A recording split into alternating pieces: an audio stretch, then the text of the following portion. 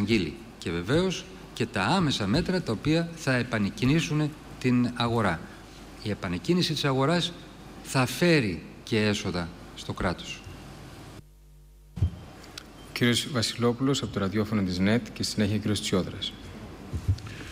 Κύριε Πρόεδρε, θα ήθελα να σας ρωτήσω με βάση τις οικονομικές εξελίξεις και τη διαπιστωμένη μη μετακύληση της ρευστότητας στην αγορά από το πακέτο των 28 δισεκατομμυρίων.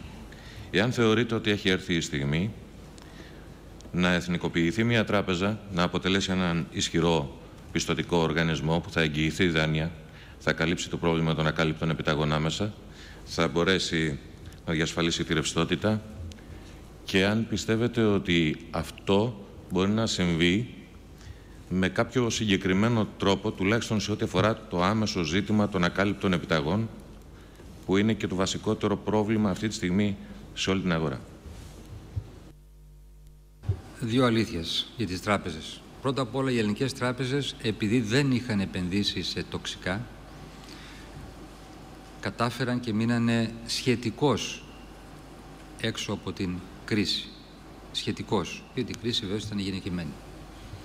Όμως το τραπεζικό σύστημα και διεθνώς έχει μεγάλες αδυναμίες, έχει τεράστιες ευθύνες για αυτή την κρίση, για τον τρόπο που διαχειρίστηκαν χρήματα, για τον τρόπο που έδωσαν χρήματα, που επεκτάθηκαν, για την έλλειψη ελέγχου και εποπτείας, και βεβαίως δεν μπορώ να πω ότι εγώ είμαι ευχαριστημένος για το πώς λειτουργούν οι ελληνικές τράπεζες.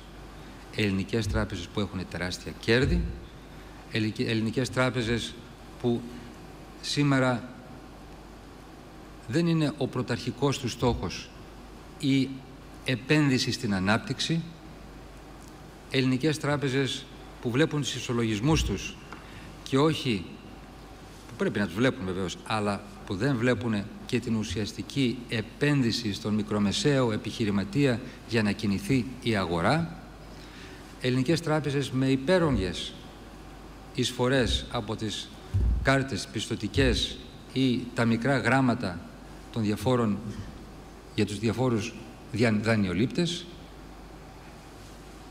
τράπεζες οι οποίες δεν έχουν συλλογική λογική απέναντι στους εργαζόμενους, δηλαδή συλλογικές διαπραγματεύσεις, τράπεζες όπου υπάρχουν πολλοί εργαζόμενοι, νέοι άνθρωποι που παλεύουν και δεν παίρνουν καν υπερορίες, μπορούν να δουλεύουν 14 ώρες την ημέρα, τράπεζες που δίνουν ακόμα αυτά τα προκλητικά μπόνους σε διάφορα στελέχη, όταν ζητάμε από την άλλη το πάγωμα των μισθών του εργαζόμενου, του μισθωτού.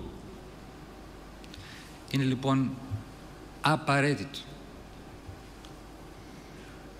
ο τραπεζικός κόσμος και οι τράπεζες στη χώρα μας να αναπροσανατολιστούν, να στηρίξουν την ανάπτυξη και να συμβάλλουν σε μια δίκαιη αναδιανομή του πλούτου. Και βέβαια, για να βοηθηθεί αυτή η κατεύθυνση, πρέπει να έχουμε, πιστεύω, έναν ισχυρό πυλώνα που θα έχει λόγο το δημόσιο και θα μπορεί να συμβάλλει και στον ανταγωνισμό και στον καθορισμό της στρατηγικής μας σε αυτό το τομέα.